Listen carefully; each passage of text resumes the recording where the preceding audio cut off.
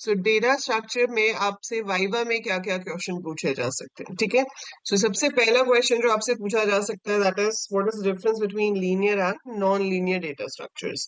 So linear and non linear data structure में difference क्या होता है कि in case of linear data structures हमारा सारा डेटा एक लाइन में होता है, it is in a particular order, one after the other, ठीक है। सो लीनियर डेटा स्ट्रक्चर में आपके पास चार डेटा स्ट्रक्चर्स आते हैं, वो होते हैं arrays, linked list, stack, and queue, right?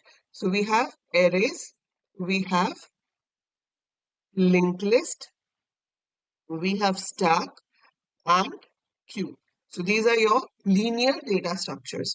Non-linear data structures में आ जाता है trees and graphs, right? जैसे अभी अंगद ने कहा था कि मैम sequential होते हैं, तो sequential आपका array होता है, लेकिन linked list is non-sequential. Sequential का मतलब होता है कि we refer to elements as per their positions. Like अगर आपको सिक्स पोजीशन पे जाना है तो आपको फर्स्ट पोजीशन से स्टार्ट करके सेकंड थर्ड फोर्थ सारी पोजीशन पे होते हुए सिक्स पे पहुंचना पड़ेगा, दैट इज कॉल्ड सीक्वेंशियल, ठीक है। और डायरेक्ट एक्सेस होता है कि हम डायरेक्टली किसी भी पोजीशन पे पहुंच सकते हैं, तो एरेज हमारे डायरेक्ट एक्सेस होते हैं, we can directly go to any position, if you have to go to 10th element you go to A9, है ना। लेकिन लिंक्ड लिस्ट में ऐसा नहीं हो सकता।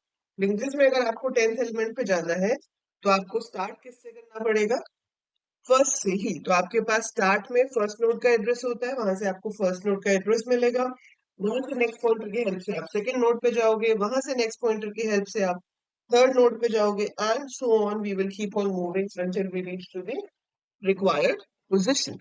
That is your linked list. Stack और queue जो है वो दोनों abstract data types है। Again ये वाइवा में क्वेश्चन पूछा जा सकता है, what is an abstract data type? So you must know what is an abstract data type. So abstract data type is a data type which is defined by the operations performed on it. मतलब उसके खुद के ऐसे features नहीं होते, पर उसके ऊपर ऑपरेशंस कौन से परफॉर्म हो सकते हैं उसके बेसिस पे हम एब्स्ट्रैक्ट डेटा टाइप डिफाइन करते हैं। तो फटाफट से मुझे बता दो स्टैक किस प्रिंसिपल पे डिपेंड करता है और क्यू किस प्रिंसिपल पे डिपेंड करता है। So write the name of the principle on which your stack depends as well as on which your queue depends.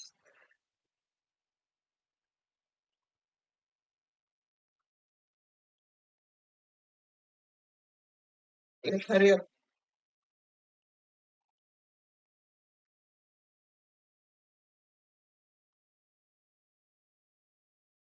Stack is based on LIFO and queue is based on FIFO. ठीक है, so LIFO is last in first out and queue is first in first out. तो जो आपके पास सबसे पहले insert हुआ है वो सबसे पहले डिलीट होगा in case it is a Q, and in case it is a stack तो जो सबसे बाद में इंसर्ट हुआ था वो सबसे पहले रिमूव होगा, last in first out, the one which was inserted eight the and is the one which is going to be removed first, ठीक है। सो ये आपका बेस्ड है लिफो पे, ये फिफो पे। ये दोनों या तो एरे को मिला यूज करके बनते हैं या फिर लिंक लिस्ट से। तो हमने की थी stack implementation using arrays, we did queue implementation using arrays as well as we have implemented both of them using link list. तो आपने दोनों को स्टैक से भी दोनों को एरे से भी बनाया है और दोनों को लिंक लिस्ट से भी बनाया है। सेम वे ट्री और ग्राफ्स भी एरेज यूज करके भी बन सकते हैं, ग्राफ्स भी लिंक लिस्ट या एरे दोनों को यूज करके बन सकता है, लेकिन इनमें जो अरेंजमेंट ऑफ डेटा है वो डिफरेंट हो जाता है। लाइक ट्रीज जो है वो हेरार्किकल अरेंजमेंट ऑफ डेटा होता है, जहाँ पे एक रूट होगा उसके सब नोड्स होंगे and then you will have parts. Graph में कोई ऑर्डर ही नहीं होता है, कोई भी नोड किसी भी नोड के साथ कहीं से भी कनेक्टेड हो सकता है। So if you have no particular order of connection, बस वो नोड्स आपस में कनेक्टेड हैं तो उसको हम ग्राफ कहते हैं, ठीक है। So we have trees, we have graphs, so that is data structure के टाइप्स। ये मेजरली टाइप्स हो गए, इसमें आपको वन वर्ड में कुछ भी पूछ सकते हैं, एलिस क्या होता है, लिंक लिस्ट क्या होता है एंड ऑल दैट थिंग। अच्छा अब मुझे बताओ difference between array and link list. आपसे वाइवा में पूछ लिया what is the difference between array and link list, क्या बताओगे आप? Tell me the difference between array and link list. फटाफट बताओ क्या डिफरेंसेस होते हैं। दोनों ही लीनियर हैं, ये तो सिमिलैरिटी हो गई है ना। Both are linear, that is similarity. एक जो मैंने अभी आपको बताया वो क्या था कि एरे इज डायरेक्ट एक्सेस, हम डायरेक्टली किसी भी पोजीशन से उसको फेच कर सकते हैं। लिंक लिस्ट इज सीक्वेंशियल, कि आपको किसी भी पोजीशन पे पहुंचना है तो आपको फर्स्ट पोजीशन से ही शुरू करना पड़ेगा। आप फर्स्ट पोजीशन पे क्या है वो देखोगे, फिर सेकंड पोजीशन पे क्या है, थर्ड पोजीशन पे क्या है, करते करते हम पोजीशंस स्कैन करके अपनी रिक्वायर्ड पोजीशन पर पहुंचते हैं। ठीक है, मेजर डिफरेंसेस। और बताओ, एरे का size fix and link list का dynamic. Arrays are mostly allocated compile time, हम डायनामिकली एलोकेट कर सकते हैं बट यूजुअली कंपाइल टाइम होते हैं, और लिंक लिस्ट हमेशा डायनामिक होती है। कंपाइल टाइम और डायनामिक टाइम में भी आप एरे को जब मेमोरी एलोकेट करते हो डायनामिकली भी, तो भी आप एक साइज बताते हो कि you have to create an array of so and so size, और उससे ज्यादा एलिमेंट्स फिर हम उस एरे में स्टोर नहीं कर सकते हैं। सो एरे का एक मैक्सिमम साइज फिक्स्ड होता है, जबकि लिंक लिस्ट का कोई भी मैक्सिमम साइज फिक्स्ड नहीं होता है। Very good Neha. So it has a fix size, चाहे डायनामिकली एलोकेट हो चाहे स्टैटिकली। ठीक है, और इसमें वेरिएबल साइज कितना भी उसका साइज हो सकता है। This can be allocated both compile time and run time. इसमें मेमोरी हमेशा डायनामिक ही होती है।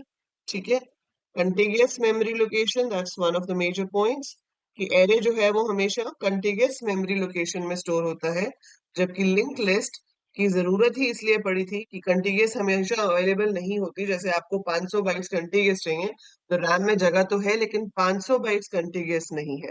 तो जब मेरे पास 500 बाइट्स कंटिगियस नहीं है तो मैं कैसे अपना डेटा स्टोर करूंगी। So that's why we got the need of link list, जहां पर आप अलग अलग चंक्स को आपस में कनेक्ट करके भी अपना डेटा स्टोर कर सकते हो। ठीक है, सो इंसर्शन डिलीशन जो है वो लिंक लिस्ट में इजी है इन कंपैरिजन टू एरेज, क्योंकि सिर्फ पॉइंटर्स बदलने होते हैं, जबकि एरेज में क्या चाहिए होता है, लॉट ऑफ शिफ्टिंग। अगर आपको एरे में इंसर्शन डिलीशन करनी है, so lot of shifting operations are required for that. जबकि in case of your linked list, we just have to change some pointers and then your data is inserted or deleted, whatever operation you are performing, right? So वो उसका एक benefit हो जाता है। ये हो गया, and yeah, that's it. Sorting, selections और sorting तो दोनों पे अप्लाई हो सकती है, पर कुछ sorting टेक्निक्स हैं जो लिंक लिस्ट पे अप्लाई नहीं हो सकती क्योंकि डायरेक्ट एक्सेस नहीं है। ऐसे ही सर्चिंग में linear search can be applied on both of them, लेकिन बाइनरी सर्च, ये आपसे डायरेक्ट वाइवा में क्वेश्चन पूछ सकते हैं, can binary search be applied on link list? Can we apply binary search on link list, yes or no?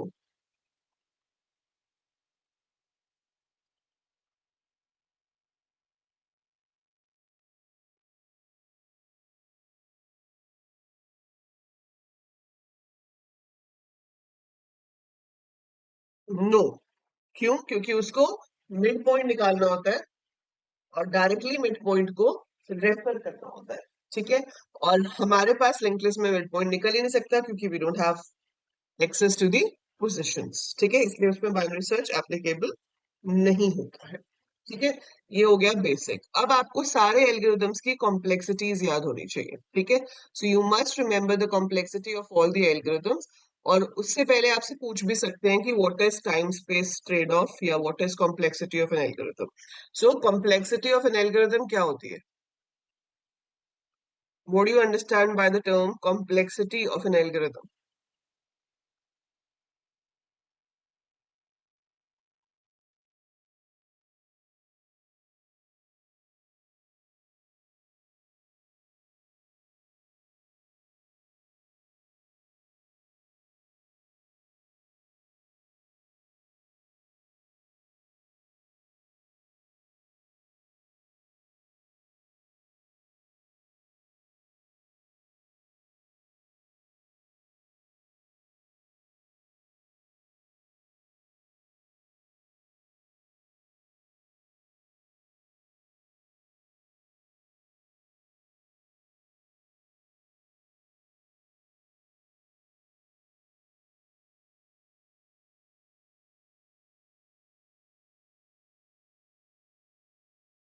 Time spend and space needed for the execution.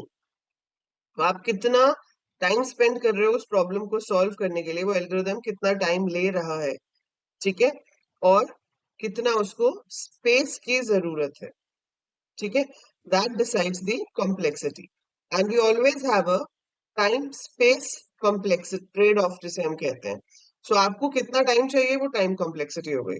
कितना space occupy करेगा, वो space complexity हो गई, ठीक है। And time space trade of का मतलब क्या है कि हमें टाइम कितना चाहिए और हमें स्पेस जो है उसके बीच में एक ट्रेड ऑफ है, मतलब या तो आप टाइम बचा सकते हो या आप स्पेस बचा सकते हो। So this time space trade of का सबसे सिंपल, बहुत ही बेसिक एग्जांपल जो है वो है swapping of two numbers. So time space trade off मतलब इधर I can save the time और I can save the space, है ना। सो इधर I can save the time और I can save the space. जैसे कि अगर आपको दो वेरिएबल्स को स्वैप करना है तो एक ऑप्शन है एक तीसरा वेरिएबल ले लो और आप उसकी हेल्प से स्वैप कर सकते हो। तो आपने ए को सी में पुट किया तो ताकि ए फ्री हो जाए, बी को ए में पुट किया एंड देन सी में जो ओरिजिनल ए की वैल्यू थी उसको बी में पुट कर दिया। So it is just three assignment steps, three assignment, no calculation, time कम लगेगा लेकिन एक एक्स्ट्रा वेरिएबल की जरूरत पड़ रही है। फिर हमने सी लैंग्वेज में पढ़ा था कि अगर हम स्वैपिंग करते हैं बिना तीसरा वेरिएबल यूज किए तो हम कुछ एडिशन सब्ट्रैक्शन का लॉजिक यूज कर सकते हैं। जैसे कि हमने लिखा a is equal to a plus b, then b is equal to a minus b, a is equal to a minus b. इससे क्या होगा, इससे भी आपके दोनों नंबर आपस में स्वैप हो जाएंगे। यहाँ पर आपके पास तीसरे वेरिएबल की जरूरत नहीं पड़ी, ठीक है, लेकिन आपने कैलकुलेशंस की तो आपको टाइम ज्यादा लगेगा। So this needs less time, more space. This one needs more time, less space. Got it? समझ रहे हो? ठीक है, so that is called time space trade off. Understood? So ये आपका टाइम स्पेस ट्रेड ऑफ हो गया। कॉम्प्लेक्सिटी आपको सबकी याद होनी चाहिए कि भाई लीनियर सर्च की कितनी है, कि कितनी है और क्यों है, दोनों चीजें, ठीक है। सो कितनी कॉम्प्लेक्सिटी है और क्यों है वो भी आपको याद होना चाहिए। सो लीनियर सर्च की है कितनी, ओ एन, बाइनरी सर्च की log n, then you have your sortings, selection sort की on square, same is the case with bubble sort as well as insertion sort। इन सबकी सेम होती है तीनों की, क्योंकि तीनों में क्या लगता है, nested loop। So since they have nested loop, it is n square, linear search has a single loop, it is on। Binary search में हर बार आपका जो एरे है वो डिवाइड होता है टू पार्ट्स में और हम किसी एक हाफ के साथ कंटिन्यू करते हैं, ठीक है। जबकि ये जो है आपकी merge sort, quick sort, heap sort, इसमें भी हमारे एरेस डिवाइड होते हैं लेकिन चलता वो पूरा एन टाइम है। सो इसकी कॉम्प्लेक्सिटी हो जाती है O n into log n, ठीक है। सो आपको ऐसे सारे एल्गोरिदम्स की कॉम्प्लेक्सिटीज जो है वो याद होनी चाहिए और उसके पीछे का रीजन भी कि उसकी कॉम्प्लेक्सिटी इतनी है तो ऐसे क्यों है, ठीक है। So that is complexities. One thing you must remember, after complexities आपको ऑपरेशंस पता होने चाहिए। Like if I ask you what are the operations possible on a stack, बताओ, what are the operations possible on a stack. आपने ये तो बता दिया था अभी कि स्टैक क्या होता है। अब आप बताओ कि स्टैक के ऊपर क्या क्या ऑपरेशंस हैं जो पॉसिबल है।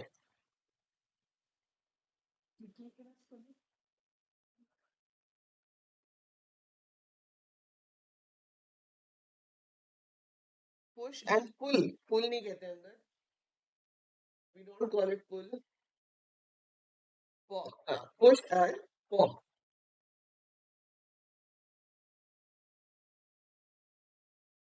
और मतलब क्या होता है दोनों का, what is the purpose of push and what is the purpose of pop.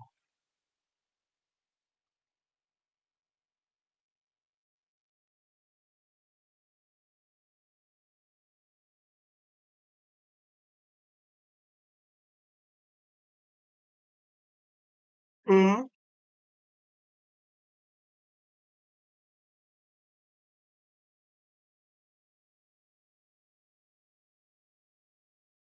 Delete from top. एक पीप करके भी होता है, उसको क्या कहते हैं, what is this for.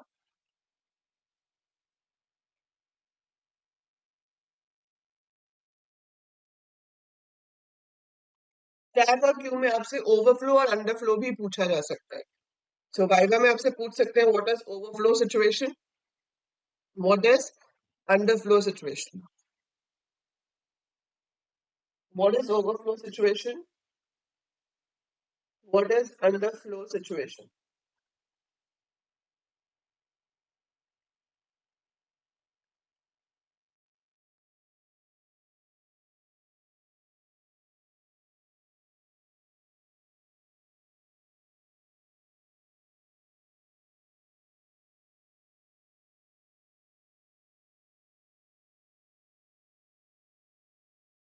P returns the topmost value. Very good, Neha. Very good, Angad. So सिर्फ आपको topmost value बताता है कौन सी है, उसको delete नहीं करता. Yes, Angad, you're absolutely right. So overflow situation is when the stack is already full. अब अगर आप linked list से stack बना रहे हो तो ये problem नहीं आएगी. But yes, अगर array से बन रहा है तो we have this issue. ठीक है. So this is returns the top element.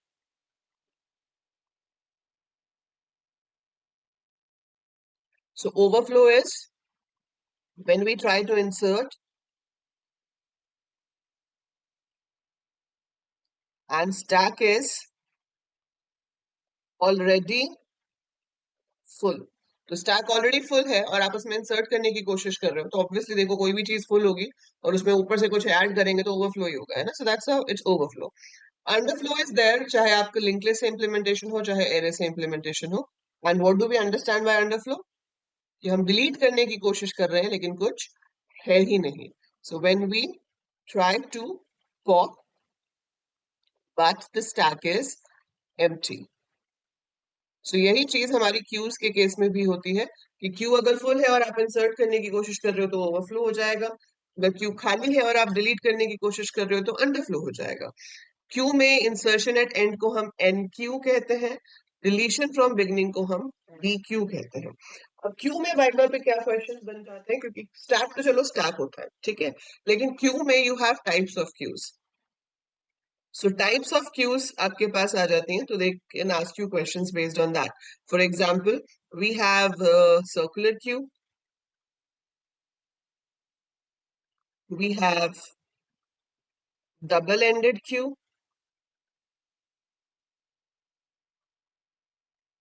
we have priority queue. ठीक है. डबल एंडेड क्यू में भी फिर हमारे पास दो तरह की आ जाती है, एक होती है input restricted D Q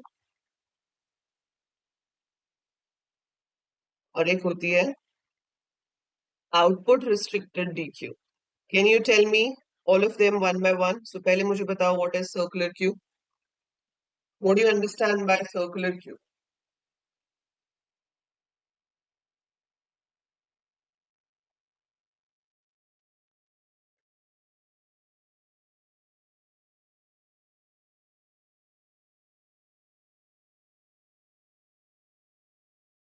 Circular queue is अगर आप लिंक लिस्ट से बना रहे हो तो आपका जो लास्ट नोड होगा उसके नेक्स्ट पॉइंटर में नल की जगह वापस फर्स्ट नोड का एड्रेस होगा.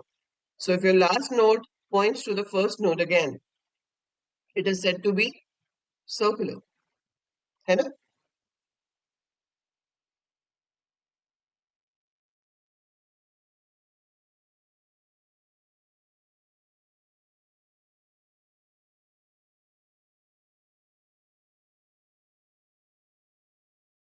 Very good. एंड अगर एरएस के केस में है तो हम जैसे 10 साइज का आपका एरे है जिसके थ्रू क्यू बन रही है, तो 9 पोजीशन के बाद अगर आगे स्पेस है तो आपका रेयर जो है वो वापस 0 पे आ जाएगा. So we maintain two pointers in case of queue, एक front और एक rear. Front holds the address of the first node or position in case of arrays, and rear holds the position of the last node.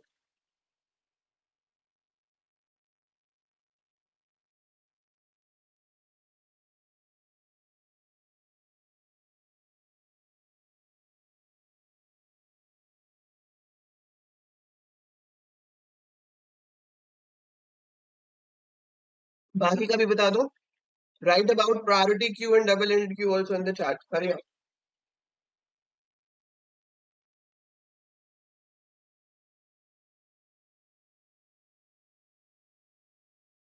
Very good. So double link list का मतलब होता है, double link list नहीं, double ended queue का मतलब होता है कि आपके पास जो इंसर्शन और डिलीशन है क्यू में वो दोनों एंड से हो सकते हैं, ठीक है। So we can insert at the beginning, we can insert at the end, we can delete from the beginning, we can delete at the end. So when insertion and deletion is possible at both the ends, it is said to be double-ended queue. और इसमें ये जो input restricted DQ है, इसका मतलब है कि input सिर्फ एंड से ही होगा, डिलीशन कहीं से भी हो सकती है। आउटपुट रिस्ट्रिक्टेड का मतलब है कि डिलीशन सिर्फ बिगिनिंग से ही होगी और इंसर्शन कहीं पे भी हो सकती है।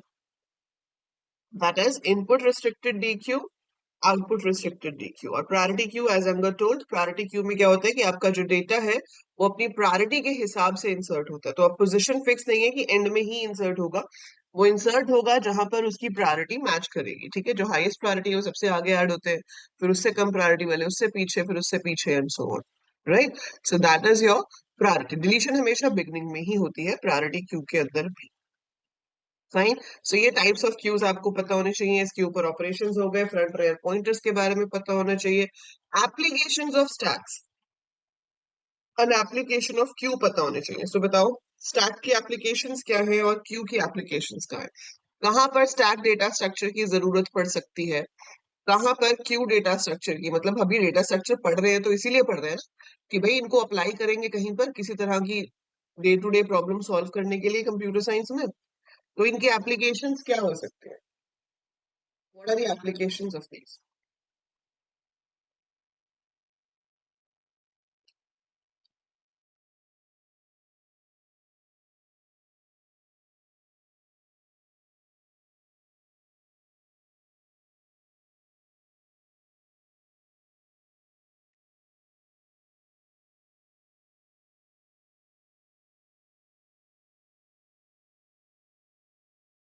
जल्दी बताओ।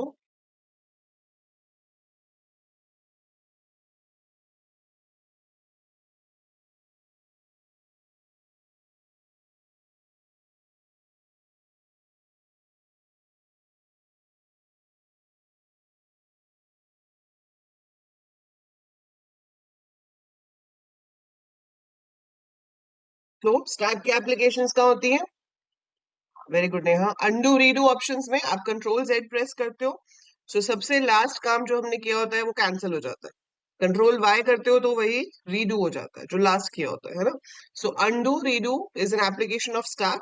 Function calls and recursion is an application of stack. अगर मेरा एक फंक्शन दूसरे फंक्शन को कॉल करता है, दूसरा तीसरे को करता है, तीसरा चौथे को करता है, तो सबसे पहले जो ओवर होगा वो चौथा वाला होगा, फिर वो तीसरे पे आएगा, फिर दूसरे पे और फिर ओरिजिनल पे। एंड रिकर्शन में भी ऐसे ही होता है। फंक्शन कॉल्स इटसेल्फ, सबसे पहले जो फंक्शन खत्म होता है वो आखिरी कॉल होती है, फिर उससे पीछे उससे पीछे उससे पीछे। That is again an application of stack. Memory management, ठीक है, आपकी मेमोरी जब एलोकेट होती है तो वो हम स्टैक की हेल्प से कर सकते हैं कि जो भी टॉप मोस्ट फ्री चंक है उसको हम एलोकेट कर देंगे, जो रिमेनिंग फ्री चंक होगा वापस स्टैक में इंसर्ट हो जाएगा। सो अदर देन दैट आप आगे जाके ऑपरेटिंग सिस्टम्स पढ़ोगे, उसमें आप पढ़ोगे कि इंटरप्ट्स आते हैं कि प्रोसेसर एक काम कर रहा है, उसको वो काम छोड़ के दूसरा काम लेने जाना पड़ता है, तो वो भी स्टैक की हेल्प से होता है, ठीक है। इंटरप्ट हैंडलिंग जिसे हम कहते हैं। देन यू हैव क्यू की एप्लीकेशंस। अब क्यू की एप्लीकेशंस तो बहुत सिंपल है। हमारे पास सीपीयू शेड्यूलिंग, कौन सी जॉब कब एग्जीक्यूट होगी, that is done with the help of queues. अब इवन प्रिंटर, कहीं पे भी जहाँ पे क्यू होती है, प्रिंटर हो गया या प्लेलिस्ट हो गई, हम जब काफी सारे कमांड्स एक साथ दे देते हैं तो एक एक करके एग्जीक्यूट होती है, that is all done with the help of queues. तो वो आपकी क्यू की एप्लीकेशन हो जाती है, ठीक है। सो ये हो गई स्टैक और क्यू की एप्लीकेशन। फिर आपकी बात आती है लिंक लिस्ट की। नाउ लिंक लिस्ट, अभी हमने इतना तो पढ़ ही लिया कि link list is non contiguous memory allocation, link list is created dynamically, ठीक है। और अब हम उसमें जब लिंक लिस्ट को डिफाइन करते हैं तो हम कहते हैं कि link list is a collection of nodes, ठीक है, which has two parts. So link list के एक नोड में दो पार्ट्स होते हैं, एक डेटा और एक एड्रेस। यहाँ पर डेटा स्टोर होता है, यहाँ पर नेक्स्ट नोड का एड्रेस स्टोर होता है, ठीक है। अब आपको ये भी पूछ सकते हैं, ऐसा नहीं होता कि आपको सिर्फ ओरली क्वेश्चंस पूछेंगे वाइवा में, वहां पे पेपर पड़ा होगा, पेन से या पेन या पेंसिल होगी, और आपको पूछा जाएगा कि एक लिंक लिस्ट का स्ट्रक्चर क्रिएट करके दिखाओ। You have to write the code to create structure of the link list. How would you create it?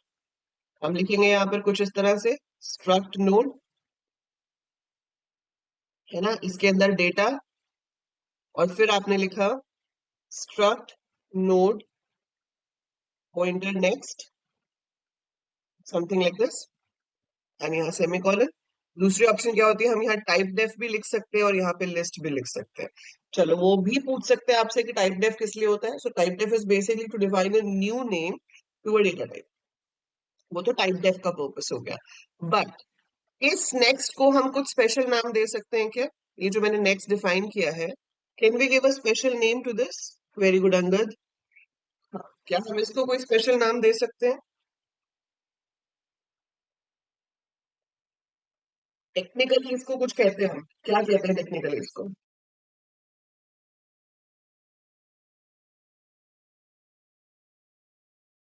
What is the technical name for this?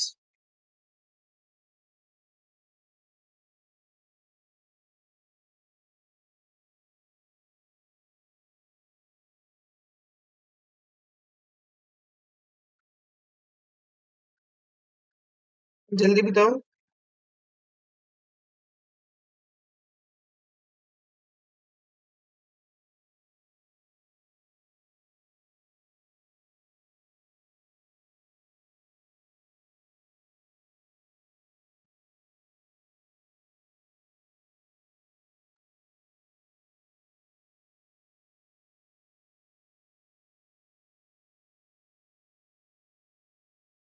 नहीं, not forward pointer.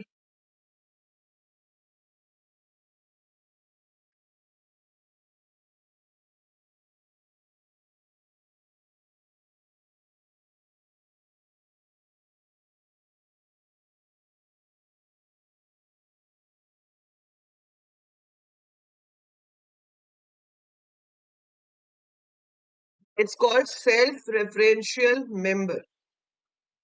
What do we call it? Self referential member. ठीक है, क्योंकि ये किसको refer कर रहा है? खुद अपने ही डेटा को, मतलब अपने जैसे ही नोड को। सो इसको कहते हैं सेल्फ रेफरेंशियल मेंबर। बिकॉज आप देखो, आप नोड डेटा टाइप बना रहे हो, सो स्ट्रक्चर का मतलब है यूजर डिफाइंड डेटा टाइप। आपने नोड बनाया, इसमें डेटा दिया, और ये जो पॉइंटर है वो किस टाइप का है? स्ट्रक्ट नोड का, मतलब ये एड्रेस स्टोर करेगा अपने ही जैसे दूसरे नोड का।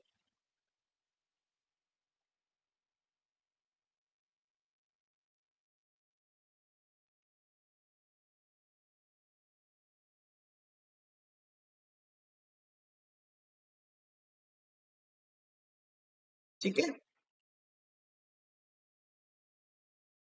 याद रहेगा। ठीक है, सो this is self referential member. और एक और चीज बताओ कि ये जो हमारे पास इंट डेटा है, can it be only integer, और इट कुड बी फ्लोट, और इट कुड बी स्ट्रिंग, और समथिंग एल्स, कुछ और हो सकता है, या सिर्फ इंटीजर ही होता है?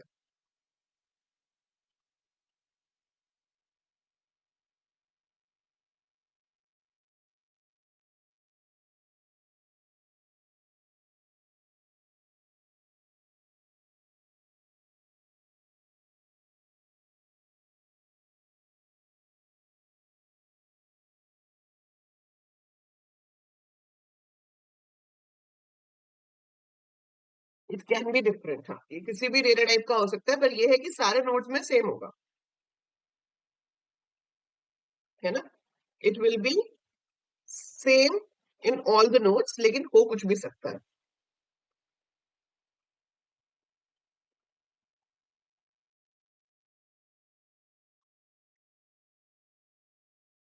Right, so this is self referential member, ये आपको पता होना चाहिए। अब बताओ कि अगर ये डबली लिंक लिस्ट होगा, तो इसमें क्या चेंज हो जाएगा?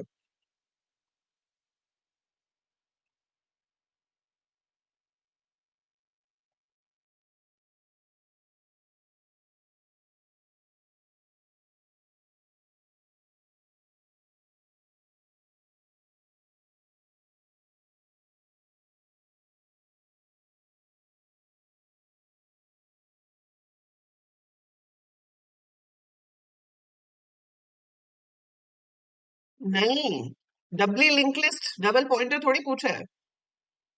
हाँ, वेरी गुड अंगद, नोड के तीन पार्ट हो जाएंगे।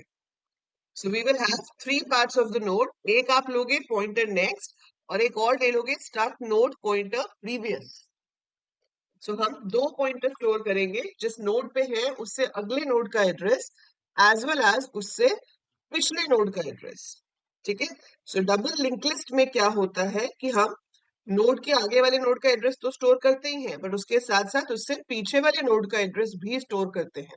That is called double link list.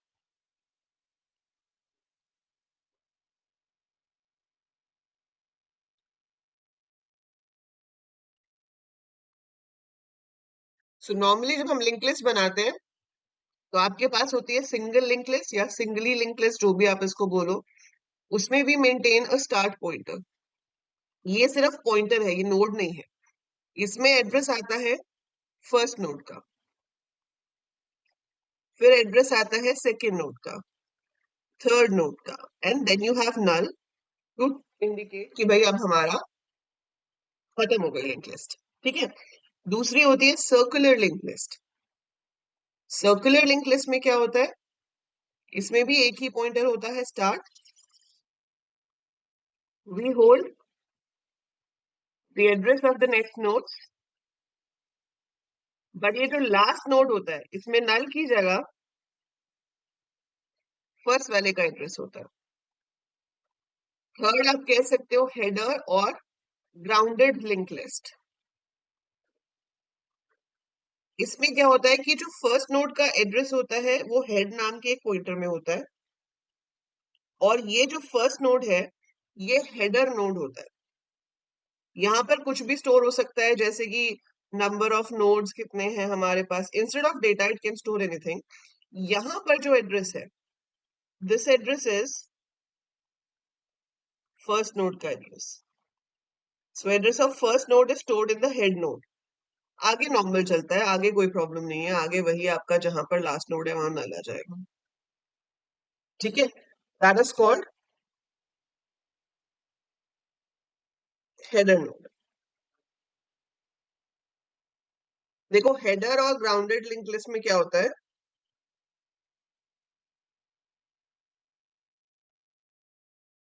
कि आपके पास जो है क्या कहते हैं स्टार्ट नोड है ना। सो ये स्टार्ट हमेशा फर्स्ट नोड का एड्रेस स्टोर करता है, लेकिन हेडर में हम सीधे स्टार्ट में फर्स्ट नोड का एड्रेस स्टोर नहीं करते। हम एक एक्स्ट्रा नोड यूज करते हैं जो एक्स्ट्रा इंफॉर्मेशन स्टोर कर सकता है।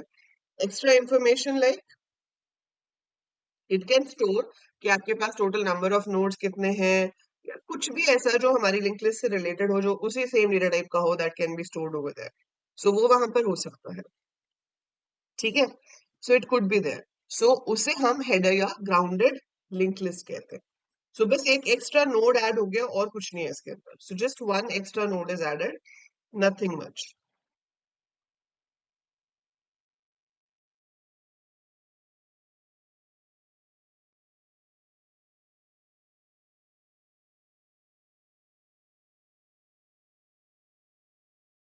क्लियर है, आगे बताओ।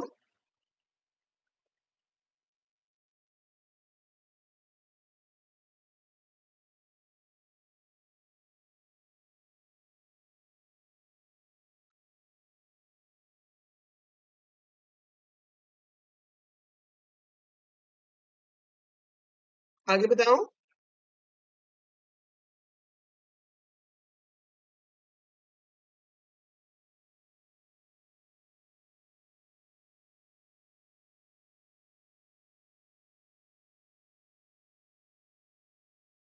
Then comes your doubly link list.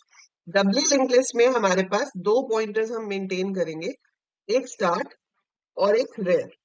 ठीक है, एंड भी कह सकते हो उसको आप। एंड यहाँ हर नोड के तीन पार्ट्स होंगे। अब ये जो तीन पार्ट्स हैं इसमें होगा क्या, एवरी नोड विल स्टोर अपने से अगले वाले नोड का एड्रेस।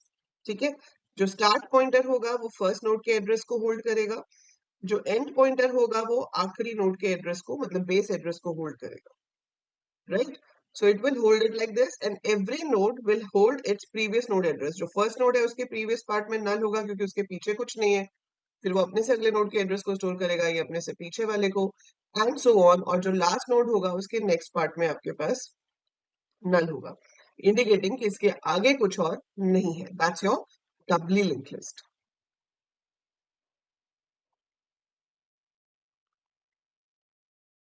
समझ आया?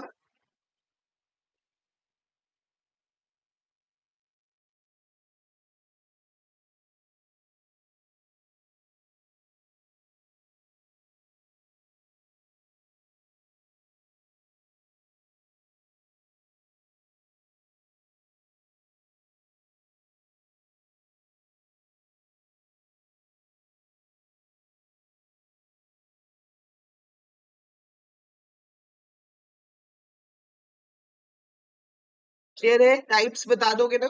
चारों टाइप्स लिंक लिस्ट के एक्सप्लेन कर सकते हो? लिंक लिस्ट के ऊपर ऑपरेशंस क्या हो जाएंगे? इंसर्शन, डिलीशन, सर्चिंग, सॉर्टिंग भी हो सकती है, मर्जिंग. ठीक है?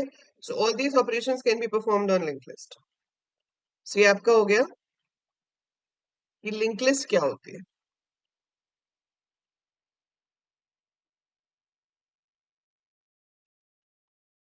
ठीक. अच्छा, सॉर्टिंग्स में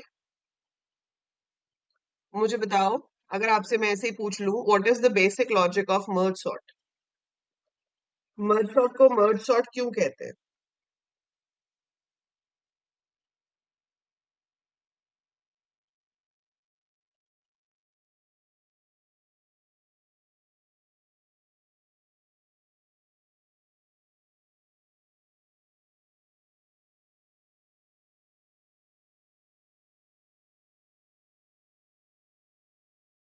Why do we call merge sort as merge sort?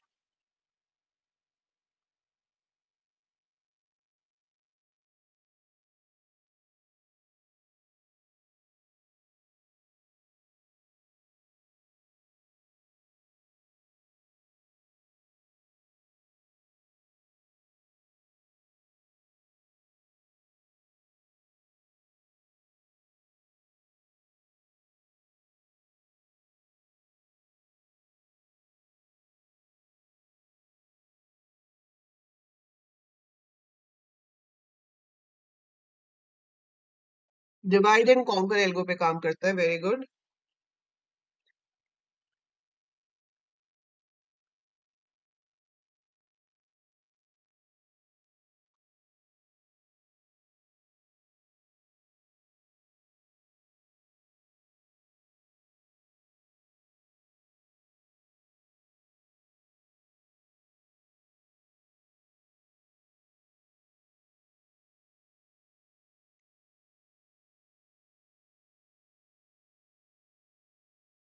तो आपकी हर स्टेप पे जो लिस्ट है वो दो पार्ट में डिवाइड होती है.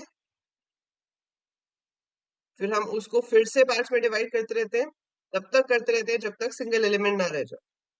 जब सिंगल एलिमेंट रह जाता है तो हर एलिमेंट अपने आप में तो सॉर्टेड ही होता है. Then you have to start merging them back. So पहले दो एलिमेंट्स मर्ज होते हैं, फिर और चार हो जाते हैं, फिर छह हो जाते हैं, मतलब बढ़ते जाते हैं. And finally your complete thing is merged. है ना? So that is called merge sort. Fine.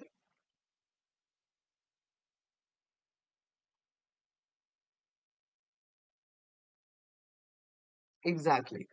Quick sort का बेसिक लॉजिक क्या होता है कि हम एक पिवट पोजीशन ढूंढ लेते हैं. वो भी डिवाइड एंड कॉन्कर पे बेस्ड है. तो उसमें भी आप क्या करते हो, एक पिवट पोजीशन मतलब एक ऐसी पोजीशन ढूंढ लेते हो जिस पोजीशन के नंबर को आपको उसकी सही जगह पर लेकर आना हो. ठीक है? So you have to get that at its correct position. और उसके लिए हम उसको उसकी लेफ्ट राइट से चेक करते रहते हैं, और जिस भी पोजीशन पे वो नंबर आता है उसके लेफ्ट साइड पे सब उससे छोटे एलिमेंट्स होते हैं, राइट साइड पे सब उससे एलिमेंट सबसे बड़े एलिमेंट्स होते हैं. मतलब वो अपनी बिल्कुल सही जगह पर पहुंच जाता है. अब वो जहां पहुंच गया, वहां से वो अपनी लिस्ट को दो हिस्सों में डिवाइड कर देगा. लेफ्ट साइड वाली लिस्ट अलग हो जाएगी, राइट साइड वाली लिस्ट अलग हो जाएगी. फिर उन लिस्ट के साथ फिर से एक नंबर को पिवट पोजीशन लिया जाता है, उसकी पोजीशन ढूंढी जाती है, वो फर्दर उसको दो पार्ट्स में डिवाइड करता है. So that keeps on going जब तक सारे नंबर अपनी सही पोजीशन पर ना पहुंच जाए. That is called quick sort. ठीक है? सो ये हो गया लिंक लिस्ट का. ये सब आपको लिंक लिस्ट के बारे में पता होना चाहिए. अब मुझे बताओ, what is the difference between complete binary tree and binary search tree? Complete binary tree और बाइनरी सर्च ट्री में क्या डिफरेंस है?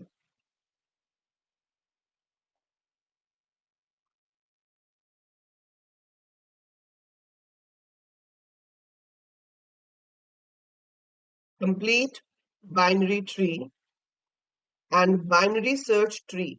How are they different?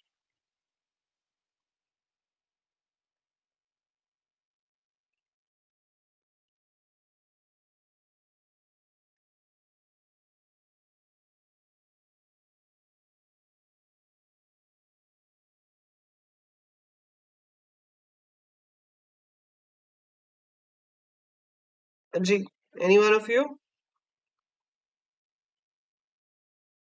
Both has two, binary and binary search. दोनों में maximum subnode दो ही हो सकते हैं. But complete binary tree is जिसमें आपके number की value matter नहीं करती. उसमें हम position के accordingly insert करते हैं. So first element becomes the root. Then second element goes to the left of it, then right of it, then left ka right, right ka left, right ka right. So this is how your nodes are inserted. So elements are inserted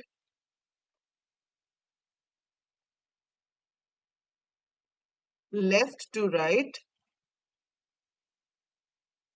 level by level. So elements are inserted left to right, level by level. ठीक है, उसे complete binary tree कहते हैं.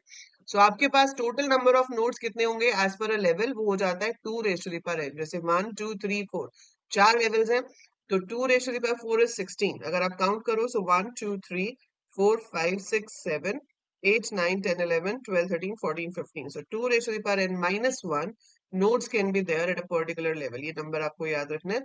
So what can be the maximum number of nodes in a tree with n levels? That is 2 raised to the power n minus 1.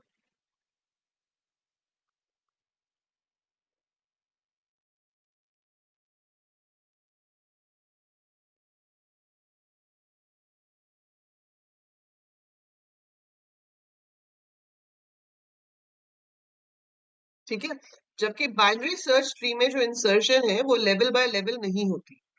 Binary search tree में insertion is not done level by level.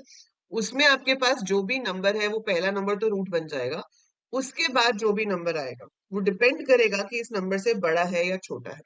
अगर बड़ा है तो right hand side पे जाएगा, छोटा है तो लेफ्ट हैंड साइड पे जाएगा. फिर आया 63, तो वो 50 से बड़ा है, 75 से छोटा है तो 75 के लेफ्ट पे जाएगा. So insertion is done as per the values. तो अगर आपकी वैल्यू ग्रेटर है, so it's inserted on the right hand side. अगर आपकी वैल्यू स्मॉल है तो it is inserted on the left hand side. ठीक है, सो इसलिए हम कहते हैं कि जब बाइनरी सर्च ट्री को हम ट्रेवर्स करते हैं इन ऑर्डर ट्रेवर्सल में, तो आपके पास जो रिजल्ट आता है वो सॉर्टेड ऑर्डर में नंबर्स आते हैं. ठीक है, can you tell me now what are the three traversals? मैंने अभी इन ऑर्डर ट्रेवर्सल बोला है, सो आप मुझे बताओ what is the meaning of traversal and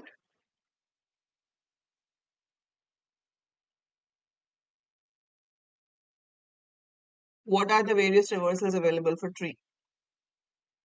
हाँ, वो भी बता देती हूँ.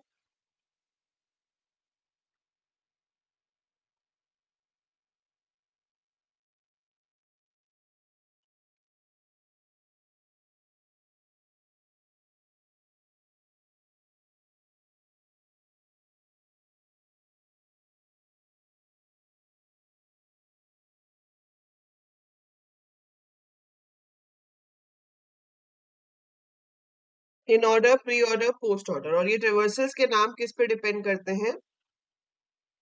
कि आपका जो रूट की पोजिशनिंग है ट्रेवर्सल में वो क्या है. ठीक है, सो अगर मेरे पास एक ट्री है जिसको मुझे ट्रेवर्स करना है, मान लो I have got this binary search tree. ठीक है, सो मेरे पास ये ट्री है जिसके अंदर कुछ नोड्स हैं. Let's say only this. Now I have to traverse it. So आपका जो प्री ऑर्डर ट्रेवर्सल है, प्री मतलब पहले, है ना, प्री का मतलब पहले, तो सबसे पहले रूट प्रोसेस होना चाहिए. फिर left side of that tree and then right side of that tree. जब हम इसकी प्रॉपर डेफिनेशन बोलते हैं तो हम ये कहते हैं कि process the root, process the left subtree in preorder. So left subtree को प्रोसेस करो प्री ऑर्डर में, then process the right subtree in preorder, means it's a recursive procedure. ठीक है, ऐसे ही in order में root जो है वो बीच में आ जाएगा। सो पहले लेफ्ट साइड होनी चाहिए, फिर रूट, और फिर राइट साइड। और पोस्ट ऑर्डर के केस में आपका जो रूट है वो आखिर में चला जाएगा। We have left, right and then we have root. So अगर मुझे इस ट्री को ट्रेवर्स करना है, सो प्री ऑर्डर में सबसे पहले 50 ट्रेवर्स हो जाएगा। 50 के बाद आप उसके लेफ्ट पे आओगे, now 40 becomes the root, 40 becomes the root, so process it first, then you go to its left 36, 36 becomes the root, process it। इसके लेफ्ट पे गए, कुछ नहीं है, वापस आ जाएंगे। नाउ रूट हो चुका है, लेफ्ट हो चुका है, now turn for the right. 38 पे गए, 38 becomes the root, लेफ्ट पे कुछ नहीं है, राइट पे कुछ नहीं है, ऊपर आ गए।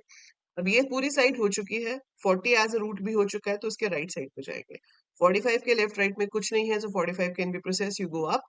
रिकर्शन है, एक स्टेप पीछे जाते हैं जब भी काम खत्म हो जाता है। सो जब काम खत्म हो गया, एक पीछे गए, 40 तो प्रोसेस हो चुका है, एक और पीछे गए, 50 का लेफ्ट हो चुका है प्रोसेस, 50 खुद प्रोसेस हो चुका है, अब बारी है 50 के राइट साइड की। So we go to the right of 50, we come here at 70, 70 is the root now. So 70 should be processed. Then you go to the left. 65 will be processed. 65 के आगे कुछ नहीं है, वापस आ गए, 82 पे गए, 82 is processed. That's it. Your whole tree gets processed in pre-order. Now, if it is in order, तो इन ऑर्डर के केस में 50 अभी प्रोसेस नहीं हो सकता, वी हैव टू वेट। 40 पे आ जाएंगे, 40 कैन नॉट बी प्रोसेस। 36 पे आ जाएंगे, क्यों प्रोसेस नहीं हो सकता? क्योंकि पहले लेफ्ट साइड प्रोसेस्ड होनी चाहिए। 36 पे आ गए, 36 के लेफ्ट में कुछ भी नहीं है, 36 के लेफ्ट में कुछ भी नहीं है, तो 36 इज प्रोसेस्ड। इसके राइट में गए 38 पे, 38 को प्रोसेस करना है, पर 38 के लेफ्ट में कुछ नहीं है, so 38 is processed, you go up. Then 40 के पूरे लेफ्ट में कुछ भी नहीं है, so 40 is processed, then you go to the right, 45 के लेफ्ट में कुछ नहीं है, so 45 can be processed। एक ऊपर आए, 40 प्रोसेस हो चुका है, एक ऊपर गए, 50 का पूरा लेफ्ट प्रोसेस हो गया, तो अब मिडिल में आपका 50 प्रोसेस हो रहा है। Then you come to the right hand side, you have 70, 70 के लेफ्ट में है 65, 65 के लेफ्ट में कुछ नहीं है, इसलिए वो प्रोसेस हो सकता है। उसके राइट में कुछ नहीं है, एक स्टेप ऊपर गए, 70 का लेफ्ट हो चुका है, so 70 can be processed. We go to the right of 70, 82, 82 के लेफ्ट में कुछ नहीं है, 82 कैन बी प्रोसेस। तो आप देख सकते हो कि ये जो ट्रेवर्सल आया है ये पूरा सॉर्टेड ऑर्डर है। सो जब भी बाइनरी सर्च ट्री का इन ऑर्डर ट्रेवर्सल होगा, it will always give you a sorted list, because left side पे छोटा एलिमेंट है, रूट बीच में है, राइट साइड पे बड़ा एलिमेंट है, so it has to be sorted. अगर वो नहीं आ रहा है सॉर्टेड, मतलब या तो ट्री गलत बना है या ट्रेवर्सल गलत है। ठीक है, पोस्ट ऑर्डर ट्रेवर्सल में रूट आखिरी वैल्यू होगी जो ट्रेवर्स होगी, तो 50 is the last one to be printed. But हम यहाँ से 40 पे गए, 40 अभी नहीं हो सकता है, इसका लेफ्ट राइट दोनों होना चाहिए। 36 पे गए, 36 के लेफ्ट में तो कुछ नहीं है, पर राइट में तो है। 38 पे आए, 38 के लेफ्ट राइट में कुछ नहीं है, 38 कैन बी प्रोसेस्ड। एक स्टेप ऊपर गए, 36 का लेफ्ट है नहीं, राइट हो गया, मतलब 36 कैन बी प्रोसेस्ड। फिर एक ऊपर गए, ना 40 की लेफ्ट साइड हो चुकी है, बट राइट साइड नहीं हुई है, तो हम राइट पे चले गए, 45 को प्रोसेस कर दिया। 45 को प्रोसेस करके जब वापस आए तो 40 कैन बी प्रोसेस्ड। नाउ 50 का लेफ्ट पूरा प्रोसेस हो चुका है, सो यू गो टू 70। तो सबसे पहले 65 होगा प्रोसेस, फिर 70 का राइट, फिर 70 खुद, और आखिर में जाकर आपका 50 प्रोसेस होगा। So this is your set of reversals we have. ठीक है, तो ये आपके ट्रेवर्सल्स हो गए, जिसको हम pre order, in order and post order में क्लासिफाई करते हैं। क्लियर? अब ये जो बाइनरी सर्च ट्री में नोड्स ऐड होते हैं, ठीक है, इनकी वजह से एक स्पेशल चीज निकाली जाती है जिसे कहा जाता है बैलेंसिंग फैक्टर। ठीक है, so we call it balancing factor. आपको वाइवा में पूछ सकते हैं व्हाट आर एवीएल ट्रीज या फिर बैलेंस्ड ट्रीज। ठीक है, एवीएल क्यों नाम है? AVL is the name because of few people, like 3 लोगों ने मिलके ये चीज के ऊपर काम किया, और फिर उन्होंने डिराइव किया कि भाई ये एवीएल जैसा कुछ होता है, मतलब ये बैलेंस ट्री जैसा कुछ होता है। उनके नाम के बेसिस पर इस ट्री को एवीएल ट्री का नाम दिया गया। ठीक है, so we gave it the name of AVL trees.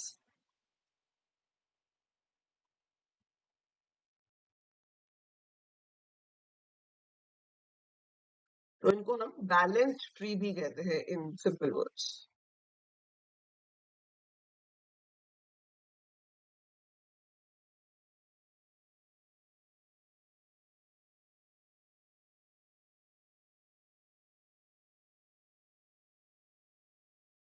अब किसी को आइडिया है बैलेंस ट्री का क्या मतलब होता है? Have you done that in class?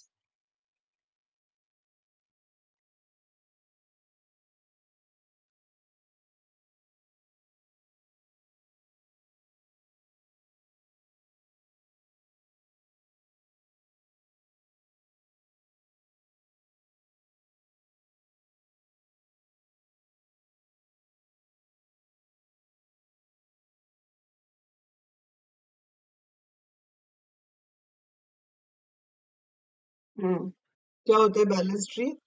आपके पास हर नोड के साथ एक बैलेंसिंग फैक्टर अटैच होता है। बैलेंसिंग फैक्टर कैसे निकालते हैं? हाइट ऑफ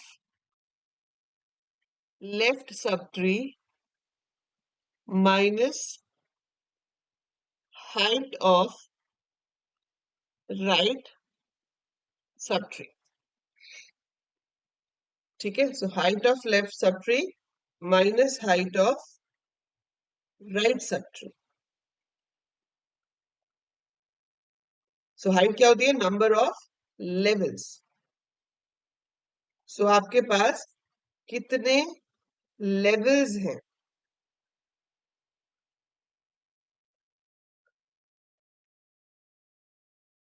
उसे हाइट कहते हैं। सो अगर मेरे पास एक नोड है 50, तो इसकी हाइट इधर भी जीरो इधर भी जीरो है, तो बैलेंसिंग फैक्टर जीरो होगा। The moment you add this, इसका बैलेंसिंग फैक्टर वन हो गया। The moment you add this, इसका बैलेंसिंग फैक्टर वापस जीरो हो गया, because it's one minus one. ठीक है, ऐसे ही आपने यहाँ पर एक और ऐड किया, तो इसका वन हो गया, इसका भी वन हो गया। तो जब तक बैलेंसिंग फैक्टर वन, जीरो या माइनस वन होता है, वो वैलिड है। लेकिन अगर वो -2 या 2 हो जाए, तो उसे इम्बैलेंस्ड ट्री कहते हैं, और उसके लिए जरूरत पड़ती है रोटेशंस की। So we have to perform rotations to balance it. तो हम ट्री को रोटेट करते हैं ताकि आपका ट्री जो है वो बैलेंस हो सके। ठीक है, सो अभी आपके जो कुछ टॉपिक्स रहते हैं, जैसे कि इसको करेंगे कैसे बैलेंस। ठीक है, how are we going to balance it? How are you going to insert a new node in a tree? How are you going to delete a node from the tree? ठीक है, traversals तो हमने देख लिए, और अभी Angad was asking for pre and post. Angad, आप stack के लिए पूछ रहे थे या ट्री के लिए पूछ रहे थे? क्योंकि प्रीफिक्स पोस्टफिक्स आप स्टैक से भी कर सकते हो और आप ट्री से भी कर सकते हो। और एग्जाम में तो आपको ऐसा क्वेश्चन भी आता है जब थ्योरी एग्जाम होगा, कि आपके पास जो ट्रेवर्सल्स हैं वो गिवन होते हैं, लाइक इन ऑर्डर ट्रेवर्सल, और एक और ट्रेवर्सल गिवन होगा चाहे प्री या पोस्ट, और उससे आपको क्या बना के दिखाना होता है? प्री। सो ट्रेवर्सल गिवन है और उससे आपको बना के दिखाना है pre. So you get questions like that also.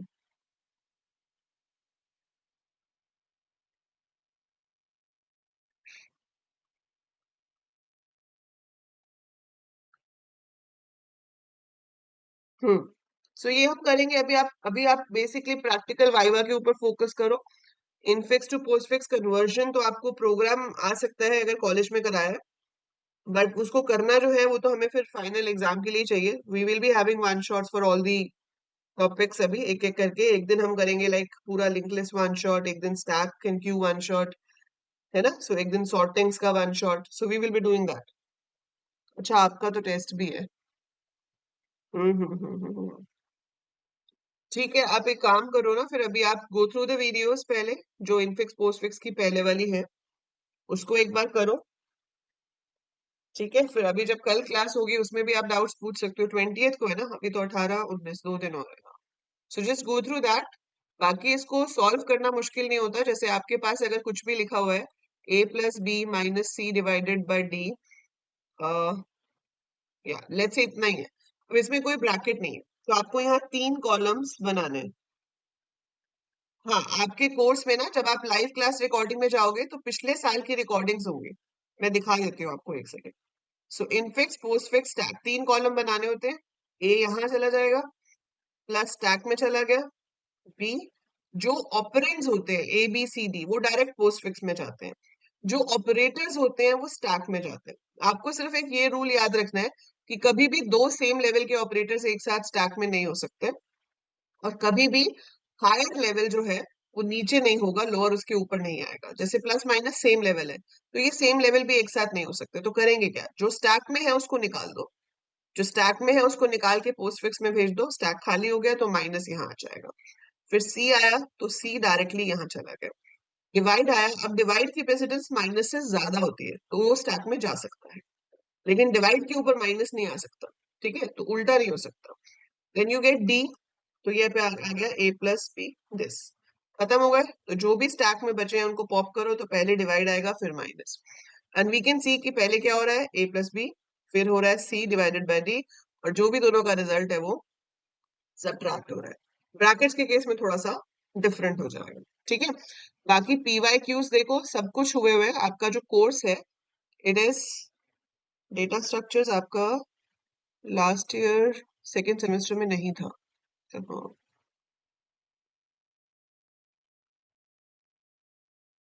सो यहाँ पे देखो टॉपिक वाइज आपके पास सारी वीडियोस हैं। ठीक है, so whichever topic you feel like you can just open that particular folder, और उसके अंदर से आप अपनी जिस भी टॉपिक में प्रॉब्लम है उस टॉपिक की वीडियो देख सकते हो।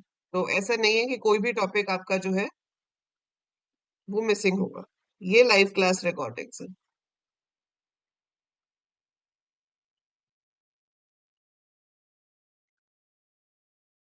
तो यहाँ पे भी आपको मिल जाएंगी। बाकी आपके पीवाई क्यूज जो है, I will be having some videos on YouTube also for PY Qs. मैं आपको उसके लिंक्स भेज देती हूँ। पेपर्स तो इसमें है ही, मैं आपको उसके सॉल्यूशन के साथ वाले लिंक्स भी भेज देती हूँ, so you can check that. Live class recordings में जब आप इसमें जाते हो, ये ऊपर ऊपर तो हमारी सारी अभी इस सेशन वाली होंगी ना, बट ये सब 2026 वाली हैं। हाँ, ये मिल जाएगा बेटा आपको सारा। ये देखो 2025 की है ना, ये रहा ना 8 जून graphs and doubt solving session. ये यूनिट 4 का one shot on data structures. ये यहाँ पे सारे मिल जाएंगे आपको। पिछले साल में पीवाई क्यूज भी होंगे इसके अंदर। पिछले साल आपको जावा थी, जावा अब है नहीं, डीबीएमएस है। डीबीएमएस के one shots and PY Qs हैं। Graph PY Qs, data structure trees numerical, viva questions, data structure algorithms. तो आपके पास कंटेंट सारा है, थोड़ा सा आप अपनी तरफ से कर लो। बाकी कुछ भी डाउट होगा आई एम देयर, और कल तो हम क्लास कर ही रहे हैं। So just go through this conversion infix to postfix, आप एक बार करके देखो। कोई भी आपको डाउट होगा, ठीक है, ये रहा, यही वाली क्लास भी देख सकते हो और इस साल वाली भी देख सकते हो। So just go through this. Still if you are confuse, if you have any doubt, I am there to help you out. ठीक है, सो कल हम करेंगे ग्राफ का वन शॉट, पूरा ग्राफ कवर करेंगे। Along with that I will take your doubts. बाकी सब टॉपिक्स के मोस्ट इंपॉर्टेंट जो वाइवा क्वेश्चंस बनते हैं वो हमने अभी डिस्कस कर लिए हैं। उसके अलावा आपको डायनामिक मेमोरी एलोकेशन भी अच्छे से रिवाइज करना है। मतलब मैलॉक किस लिए होता है, कैलॉक किस लिए होता है ना, कौन सी हेडर फाइल में होते हैं, फ्री कैसे करते हैं। तो वो जो डायनामिक मेमोरी लोकेशन से रिलेटेड क्वेश्चंस आपने फर्स्ट सेमेस्टर में पढ़े थे सी प्रोग्रामिंग में, सो you must remember that also, वो भी आपसे पूछा जा सकता है।